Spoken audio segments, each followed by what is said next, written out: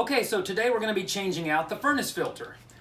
This is something that should be done, depending on the type of filter you have, between once a month and every 90 days. At the very, very least, you should be changing it out seasonally. So in the spring, before you turn that air conditioner on for the first time, pop in a new filter.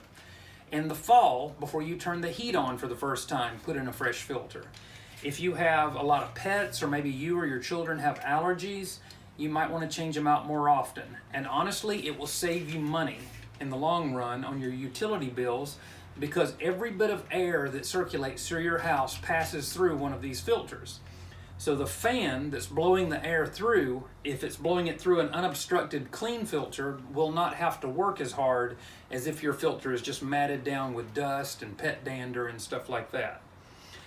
The hardest part usually to changing out a filter is getting to the furnace. Mine here just happens to be right off my garage, very easy to get to. I have helped some people out where I had to actually get down and crawl through the crawl space under their house to change them out, and it's no fun. Okay, so every model of furnace is going to be a little bit different, but they're all basically, easy to figure out. This particular model, I have a door here that'll slide up, and that'll give me access to this panel, which I can slide up and out of the way, and that's where I'll find my filter in there. Some of them you can just slide up or open up the section where the filter is, or they'll even have a long, narrow area that you open up, pull the one filter out, and slide in the new one. Okay, so first, I'm just going to pull up, and I can use these little indentions at the top. Pop that off. Set it aside.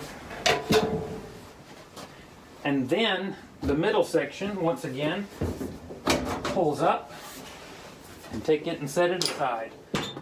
Okay, so you have your fan, gas regulator, here's the burners for the heater, and down here you have some more electronics, but you have the filter located inside. And all you got to do on this particular one is take this wire out from under the holder here. Once it's up, pick up and slide out the old filter. And there it is. And this is the side that the air flows through, and it's actually not that bad. This is a 30-day filter, a very, very cheap 30-day filter, and I'm going to replace it with this very nice 90-day filter. Usually on here somewhere, yeah, here it is, you'll find an arrow, and it'll say airflow. And I know my air comes in from the bottom and flows up and through the top.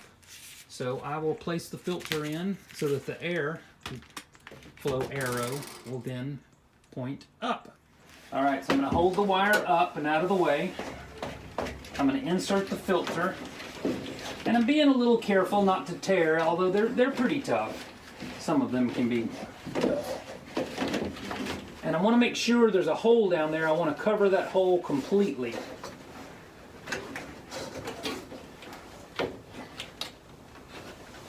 Let me reach back here in the back and make sure I'm got good coverage. Feels pretty good. So I'm going to take the wire and push it back down, and so it's holding the filter down tight so air can't just come around it.